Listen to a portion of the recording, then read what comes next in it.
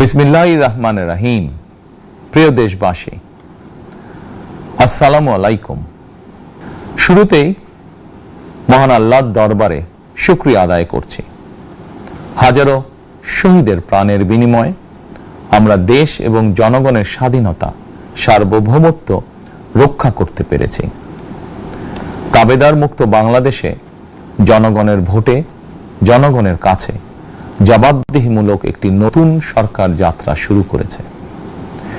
দেশে গণতন্ত্র এবং মানুষের অধিকার পুনঃপ্রতিষ্ঠার এই যাত্রা লগ্নে আমি দেশবাসীকে শুভেচ্ছা এবং আন্তরিক অভিনন্দন জানাই। স্বাধীনতা প্রিয়, গণতান্ত্রিক আমি প্রিয়। জনগণের কারণেই দেশে আবার মানুষের অধিকার, সম্মান এবং মর্যাদা পুনঃপ্রতিষ্ঠার সুযোগ সৃষ্টি হয়েছে। আমি দেশবাসীর উদ্দেশ্যে একটি বার্তা দিয়ে বলতে চাই, মুসলমান, হিন্দু, বৌদ্ধ, খ্রিস্টান তথা দল, মত, ধর্ম, বর্ণ নির্বিশেষে পাহাড়ে কিংবা সমতলে বসবাসকারী এই দেশ আমাদের সবার। প্রতিটি নাগরিকের জন্যই এই দেশকে আমরা একটি নিরাপদ ভূমিতে পরিণত করতে চাই। একটি স্বনির্ভর, নিরাপদ, মানবিক, গণতান্ত্রিক বাংলাদেশ প্রতিষ্ঠায় বিএনপি সরকারের লক্ষ্য। প্রিয় দেশবাসী, ফ্যাসিবাদের সময়কালে দুর্নীতি, দুঃশাসনে পর্যুদস্ত একটি ভঙ্গুর অর্থনীতি, দুর্বল শাসন কাঠামো আর অবনতিশীল আইন শৃঙ্খলা পরিস্থিতির মধ্য দিয়ে নতুন সরকার যাত্রা শুরু করেছে।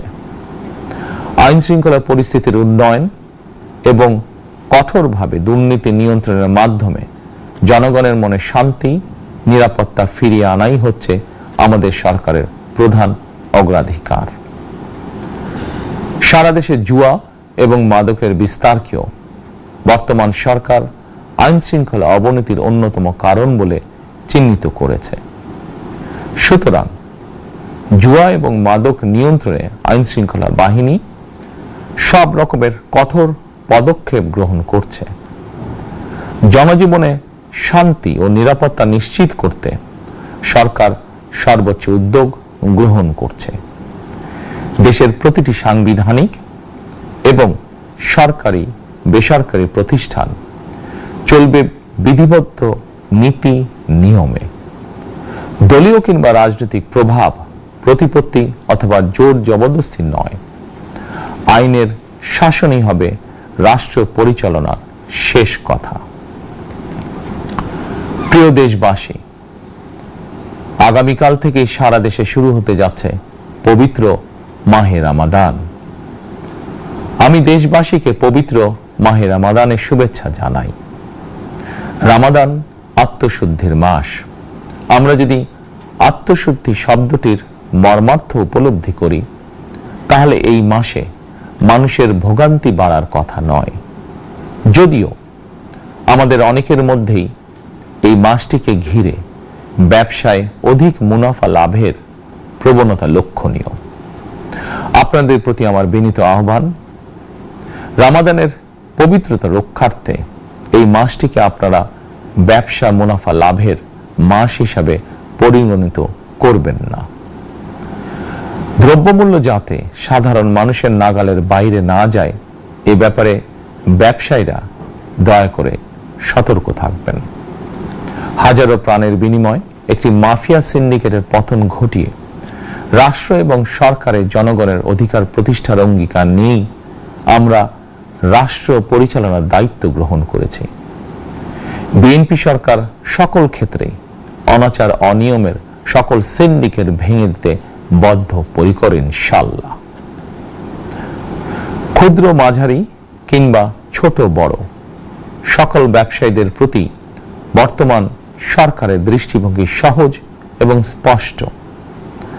বর্তমান সরকার ব্যবসায়ী এবং ক্রেতা সাধারণ উভয় স্বার্থ রক্ষা করে প্রয়োজনীয় পদক্ষেপ গ্রহণ করতে চায়।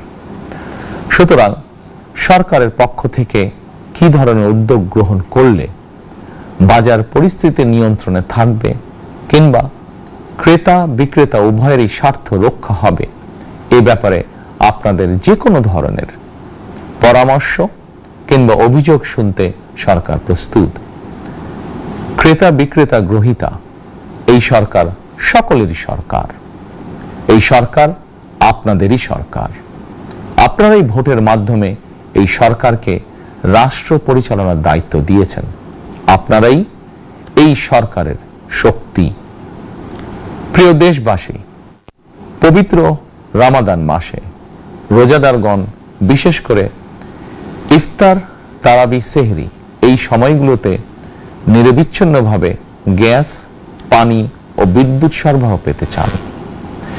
এই বিষয়টি নিশ্চিত করতে এরই মধ্যে আমি সংশ্লিষ্ট কর্তৃপক্ষকে নির্দেশনা দিয়েছি। অপচয় রোধ করে কৃচ্ছতা সাধন প্রতিটি মুসলমানের ঈমানি দায়িত্ব। অফিস আদালতে বিনা প্রয়োজনে কিংবা প্রয়োজনের অতিরিক্ত গ্যাস, বিদ্যুৎ, পানি খরচের ব্যাপারে সচেতনতা অবলম্বন করাও ইবাদতেরই অংশ বলেই আমি মনে করি।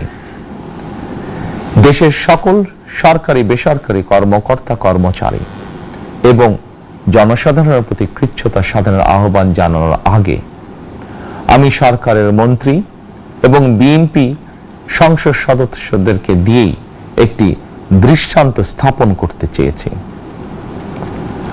বিএনপি সংসদীয় দলের প্রথম সভাতেই আমরা সিদ্ধান্ত নিয়েছি, বিএনপি থেকে নির্বাচিত কোনো সংসদ সদস্য সরকারি সুবিধা নিয়ে ট্যাক্স ফ্রি গাড়ি আমদানি করবেন না এবং প্লট সুবিধাও নেবেন না। আমি আপনাদের সামনে বলেছিলাম, রাষ্ট্র পরিচালনার সুযোগ পেলে বিএনপি সরকার মহানবীর ন্যায়পরায়ণতার আদর্শ অনুসরণ করবে। আমি মনে করি বিএনপির সংসদীয় দলের এই সিদ্ধান্ত ন্যায়পরায়ণতার আদর্শেরই একটি অন্যতম প্রতিফলন। প্রিয় দেশবাসী, বিভাগীয় শহরগুলিতে বিশেষ করে রাজধানী ঢাকায় যানজট অত্যন্ত নিয়ন্ত্রণহীন। হাটে মাঠে ঘাটে, অফিস আদালতে জনগণের ভোগান্তির শেষ নেই। জনজীবনের নানা ক্ষেত্রে জনদুর্ভোগ লাঘব করা না গেলে জনমনে স্বস্তিও ফিরবে না। রাজধানীতে জনসংখ্যার চাপ কমাতে বিকল্প ব্যবস্থা গ্রহণ করা জরুরি হয়ে পড়েছে।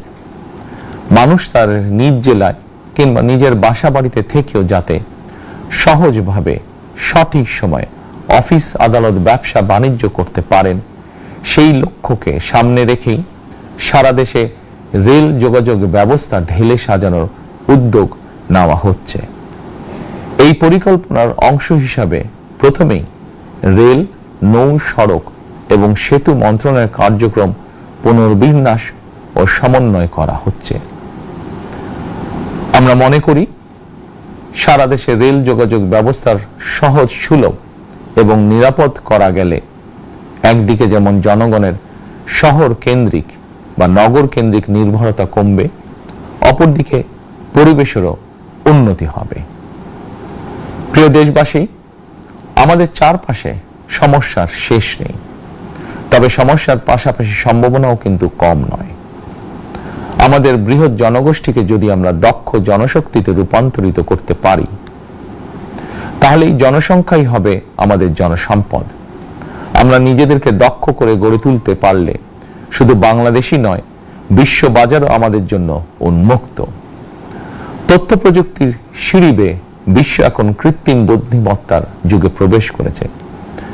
প্রযুক্তির এই প্রতিযোগিতামূলক বিশ্বে সম্মান এবং স্বচ্ছতার সঙ্গে টিকে থাকতে হলে আমাদেরকে কোনো না কোনো একটি বিষয় বা কাজে পারদর্শী হতে হবে। দেশের কোটি কোটি শিক্ষার্থী এবং তরুণ যুবশক্তির উদ্দেশ্যে বলতে চাই, মেধায়, জ্ঞানে, বিজ্ঞানে নিজেদেরকে যোগ্য করে গড়ে তোলার জন্য যত রকমের সহযোগিতা দেওয়া যায় সব রকমের সহযোগিতা দিতে বর্তমান সরকার প্রস্তুত। কর্মসংস্থান এবং কর্ম পরিবেশ নিশ্চিত করার সুনির্দিষ্ট অঙ্গীকার নিয়ে বর্তমান সরকার যাত্রা শুরু করেছে। প্রিয় দেশবাসী, দীর্ঘ 18 বছর পর দেশে ফিরে গত বছর 25শে ডিসেম্বর আমি বলেছিলাম, দেশ এবং জনগণের জন্য আই হ্যাভ এ প্ল্যান। 12ই ফেব্রুয়ারি জাতীয় নির্বাচনের আগে দেশের বিভিন্ন স্থানে ঘুরে আমার প্ল্যান, পরিকল্পনার অনেক কিছু আমি আপনাদের সামনে তুলে ধরেছিলাম। আপনারা স্বাধীনতার ঘোষকের প্রতিষ্ঠিত দল বিএনপিকে ভোট দিয়ে রাষ্ট্র পরিচালনার দায়িত্ব দিয়েছেন, সকল পরিকল্পনা বাস্তবায়নের সুযোগ দিয়েছেন। এখন এই সুযোগকে কাজে লাগিয়ে সকল অঙ্গীকার পূরণ করার দায়িত্ব বিএনপি সরকারের। আমরা আমাদের পরিকল্পনা এবং প্রতিশ্রুতি বাস্তবায়নের কাজ শুরু করে দিয়েছি ইনশাআল্লাহ। অঙ্গীকার পূরণের এই যাত্রা পথে আমরা ভবিষ্যতের দিনগুলোতেও আপনাদের অব্যাহত সমর্থন প্রত্যাশা করি। প্রিয় দেশবাসী, সরকার প্রধান হিসাবে আমি দেশবাসীর উদ্দেশ্যে একটি বিষয়ে প্রতি দৃষ্টি আকর্ষণ করে বলতে চাই। নবগঠিত সরকার গঠনের সুযোগ দিতে যারা বিএনপিকে ভোট দিয়েছেন কিংবা দেননি অথবা কাউকেই ভোট দেননি, এই সরকারের প্রতি আপনাদের সবার সমান অধিকার। বিএনপি সরকার বিশ্বাস করে দল মত ধর্ম দর্শন যার যার, রাষ্ট্র সবার।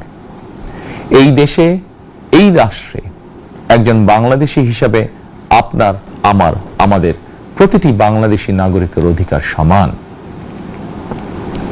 প্রিয় দেশবাসী, আল্লাহ আমাদের সবাইকে নিরাপদ এবং সুস্থ রাখুন।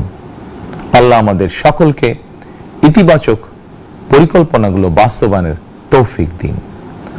পবিত্র রমাদান মাস শুরুর শুভ লগ্নে আল্লাহর দরবারে এই নিবেদন রেখে আমার বক্তব্য শেষ করছি। আল্লাহ হাফেজ। বাংলাদেশ জিন্দাবাদ।